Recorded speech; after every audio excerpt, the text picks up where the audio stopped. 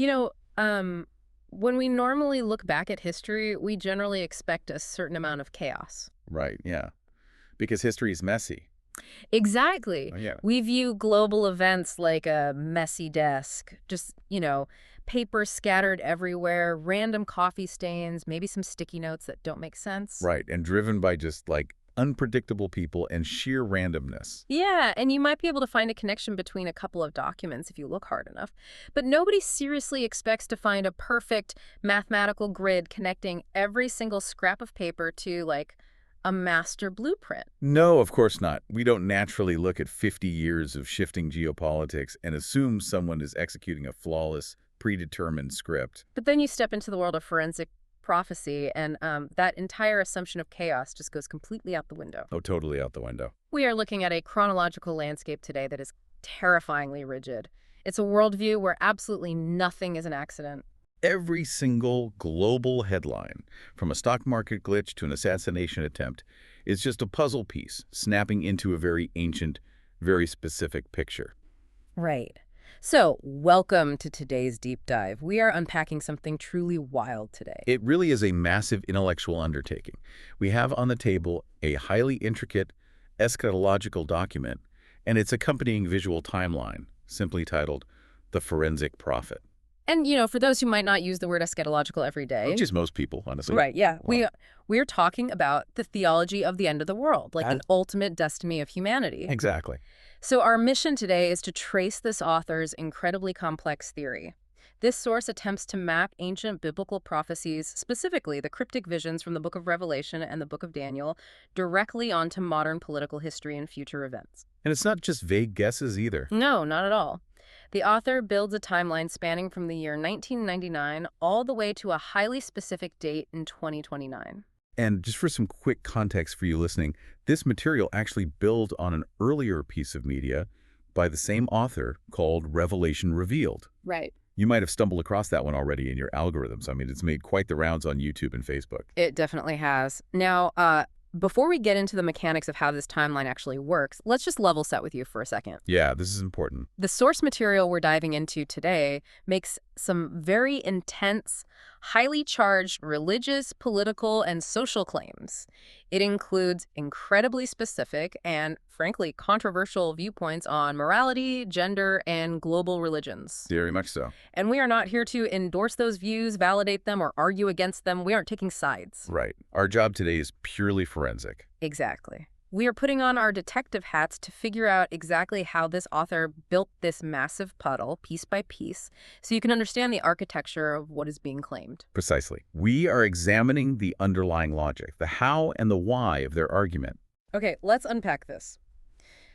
To understand the end of the world as this author sees it, we actually have to start at the exact moment they claim the atmosphere of this planet fundamentally changed. And surprisingly, that brings us to a software glitch. Right. The years 1999 to 2001. Yeah, so the timeline begins with what the author calls the Millennium Storm. Think back to the turn of the millennium. The global obsession was Y2K. The Millennium Bug. Right.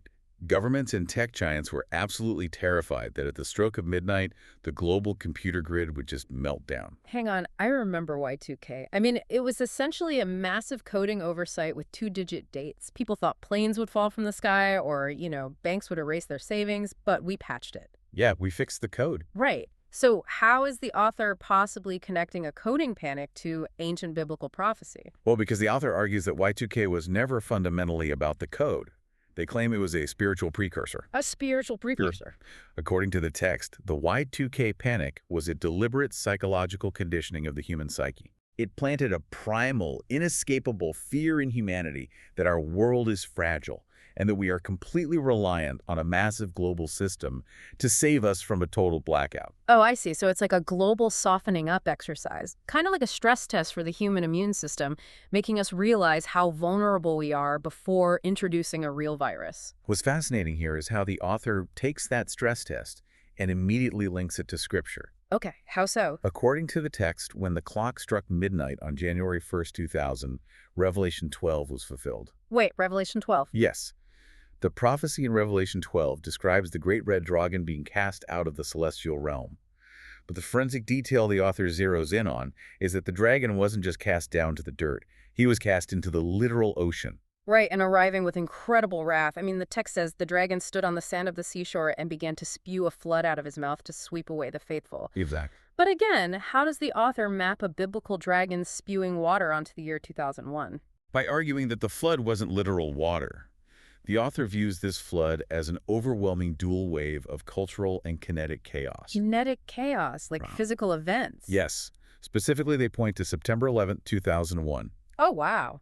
The destruction of the Twin Towers is characterized by this source not just as a geopolitical terrorist attack, but as the dragon's first physical scream on Earth. A direct strike at the Fortress of Commerce. Precisely. That is the kinetic wave. So that's the kinetic wave of the flood. What about the cultural waves? Simultaneously, the text claims this flood caused an instantaneous moral inversion in the West.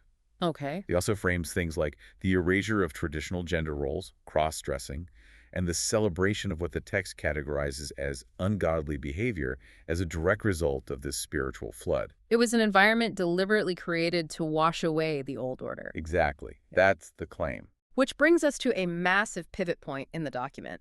Because if the dragon is standing by the literal sea, spewing this flood, the author says we have to look at who emerges from those specific waters to take advantage of the chaos. And the visual timeline highlights this transition perfectly. It calls this next era the Sea Origin and Queens Locality Lock, covering the years 1946 to 2016. Right. Let's talk about the birth of the figure the text refers to as the Tower King, or the first beast. Okay.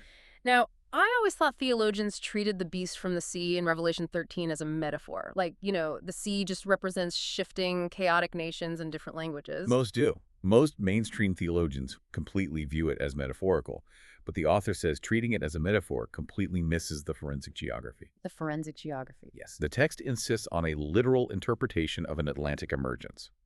It points to a leader whose parents physically crossed the Atlantic Ocean and who was born right on its shore. Specifically, June 14, 1946. Right. At Jamaica Hospital in Queens, New York, which is literally an island borough sitting on the Atlantic. Okay, but lots of people were born in Queens in 1947. Sure. Here is where the text makes a massive leap, and I really need you to break this down for me. The author introduces a concept they call the locality lock. Yes, the locality lock.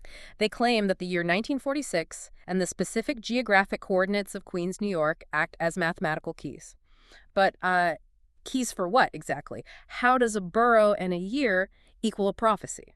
Well, the author essentially uses those data points as a geospatial algorithm. An algorithm. Yeah. They claim that if you take the exact latitude and longitude of that location, combined with the numerological weight of the birth date in 1946, it outputs a highly specific cipher. Okay. And that cipher perfectly unlocks a 9-digit Social Security mathematical identification. Wait. They are mathematically reverse engineering a Social Security number from a birth coordinate. Yes. That is exactly what they're doing. And the text explicitly links this 9-digit identifier to the biblical concept of the number of his name from Revelation. That is incredibly specific. The author's argument is that this math is far too precise to be an accident. It is a forensic fingerprint proving identity. So the dragon stood by the sea, and from the exact coordinates of that sea, this figure was born. Exactly. So what does this all mean for the 60 years that followed his birth, leading right up to the 2016 election? If this figure is the first beast, how does the author explain him spending decades as a real estate mogul and a reality TV star instead of a politician? The author defines those 60 years as lifetime media conditioning. Conditioning the public. Right. Look at it this way. This figure has more lifetime television hours and media saturation than almost any actor or politician in modern history. That's probably true, yeah. The text argues that he was being hidden in plain sight.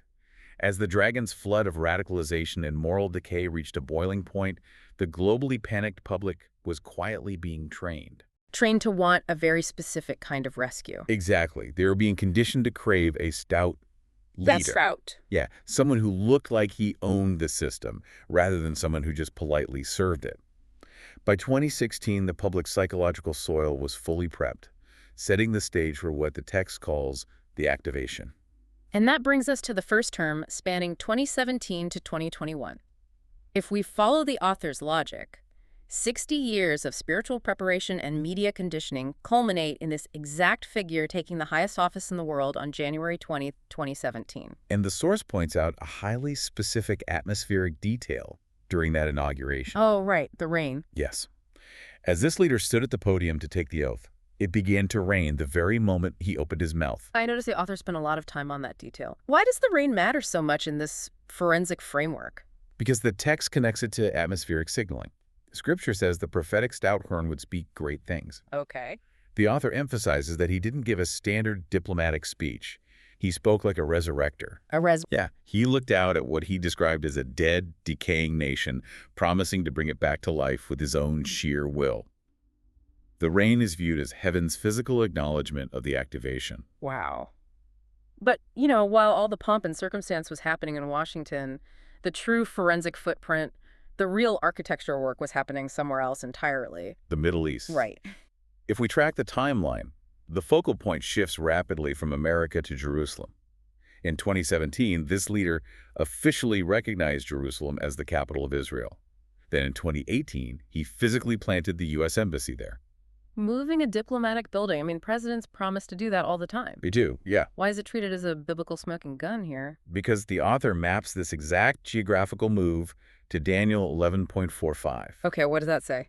That specific verse speaks of a figure who shall plant the tabernacles of his palace between the seas in the glorious holy mountain. Oh. Yeah, the author argues this was not a symbolic diplomatic gesture. He literally moved his presence, his sovereign footprint, into the holy place, effectively building a future throne right between the Mediterranean and the Dead Sea. That is wild. The geopolitical moves are being treated as literal blueprint construction for the apocalypse. It's all architecture to this author. And that architectural framing leads us directly to the year 2020. The Abraham Accords. This is where the author's synthesis really locks in. Right. The peace treaties. Yes. The text maps this Middle East peace agreement to Daniel 9.27, which prophesies a ruler who will confirm a covenant with many. A covenant with many. The author's perspective is that the Abraham Accords weren't just standard statecraft. It was the establishment of a completely new, fragile architecture for the Middle East, setting the stage for global adoration down the line. But here is where the logic seems to hit a brick wall. How so? Well, if this leader just spent 4 years building this prophetic architecture, moving the embassy, confirming the covenant, why does the author's timeline suddenly have him losing power entirely? How does losing an election and leaving the White House fit into a prophecy of global dominance? Because the world sees a change in administration. They see a loss of power, a man retreating to a golf course. The media and political opponents think the story is simply over. Right. But the source claims this is actually a deeply prophesied exile. The text calls this the wilderness gap, running from 2021 to 2024. Yes. The author notes that from January 2021, a 12,260-day period begins where the first beast is not. He is silenced, off the throne, stripped of official authority. And that number, 12,260 days, is huge in biblical prophecy. Is it? Oh, absolutely. It equates to exactly 42 prophetic months, which is the recurring biblical cycle of trial, testing, and exile. Okay. The author argues that, to the forensic eye, he wasn't defeated. Think of it like a strategic retreat in a chess match. Oh, I like that analogy. You take your king off the center of the board, so the opponent gets comfortable and drops their guard, only to bring him back for a sudden checkmate. And here's where it gets really interesting. Because the author doesn't just say he comes back. You know, the text points to a very specific, undeniable date that abruptly ends this wilderness exile. July 13th, 2024, in Bettler, Pennsylvania. The failed assassination attempt. Yeah. This is a crucial pivot in the entire theory. According to the text, this kinetic event perfectly aligns with Revelation 13.3. The verse about the head wound, right? Yes. The verse says, "And I saw one of his heads, as it were, wounded to death, and his deadly wound was healed. And all the world wondered after the beast." So you're telling me the author is literally saying that a political execution that failed by a fraction of an inch birthed a global resurrection narrative? That is exactly the claim. I mean, look at the visual iconography of that day. The photos were everywhere. Right. The image of blood streaked across his face, the fist raised defiantly in the air while surrounded by agents. The text argues this wasn't just a photograph. It became a globally worshipped icon. Wow. He survived with supernatural momentum, proving his claim that the nation was a corpse that only his sheer will could revive. So this healed wound activated the final phase of his power, violently ending the 12,260-day wilderness. Exactly. The beast that was, and is not, was now ready to be again. Which propels the timeline right into the year 2025. This resurrection narrative takes him from being just a polarizing national politician to a messianic global figure. A huge leap in scale. Yeah. The timeline labels the period from 2025 to 2028 as the return and the president of the world. The return to official power on January 20, 2025 kicks off the final 42-month cycle. Yeah. But his authority has mutated. He is no longer just the American executive. Right. The text points to a state visit to Riyadh, Saudi Arabia in May of 2025 as the proof. The source claims that trip wasn't a standard diplomatic handshake. It was a coronation. A coronation. Yeah. The leaders of the East herald him as the president of the world.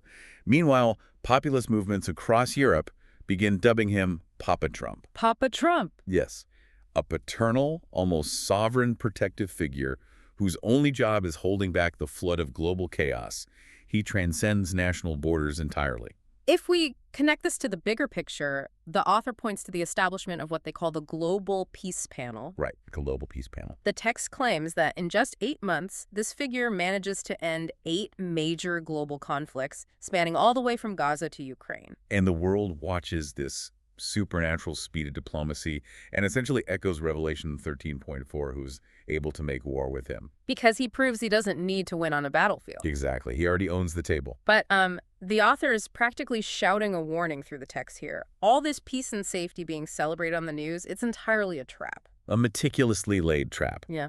The author claims he is simply using the American economic and military engine to build his own global throne. He is setting himself up as the ultimate, irreplaceable provider, psychologically preparing the entire world for his final maneuver. And that brings us to the culmination of the entire document. Everything we've discussed so far, from the Y2K precursor to the locality lock in Queens, to the Aslam Accords and the healed wound, the author frames all of that as historical record or inevitable consequence. Yeah, that's all prologue. But the source leaves us with one final future prophecy, what they call the ultimate proof. The final prophecy and the betrayal. Set in the year 2029. This is where the forensic case supposedly closes forever.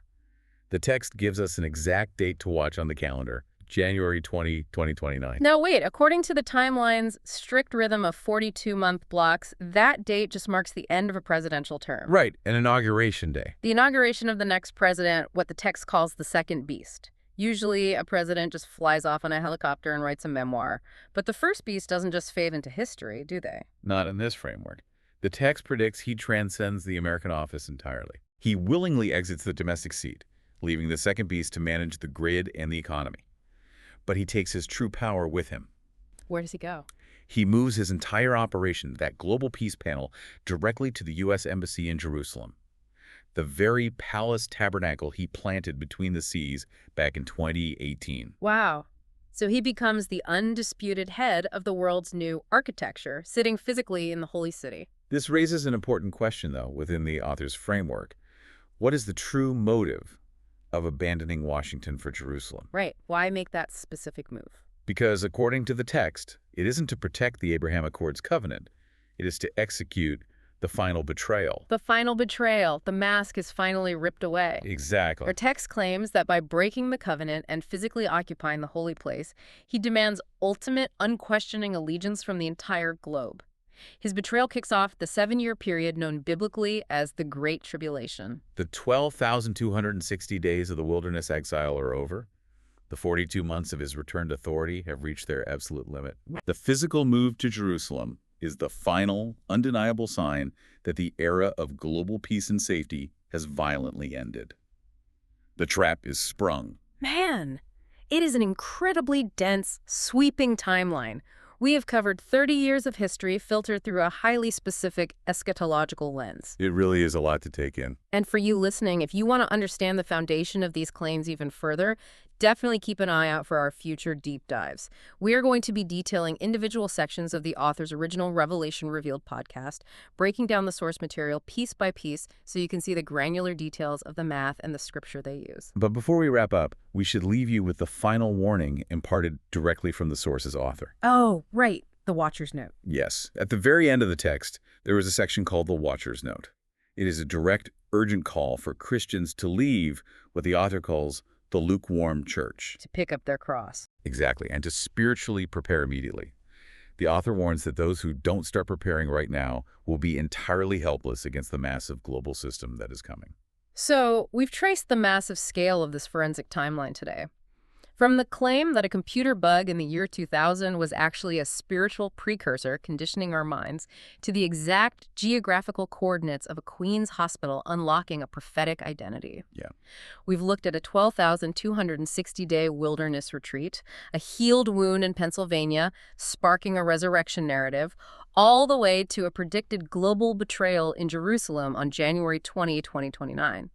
It is a stunningly intricate architecture of belief. It truly attempts to leave no historical stone unturned.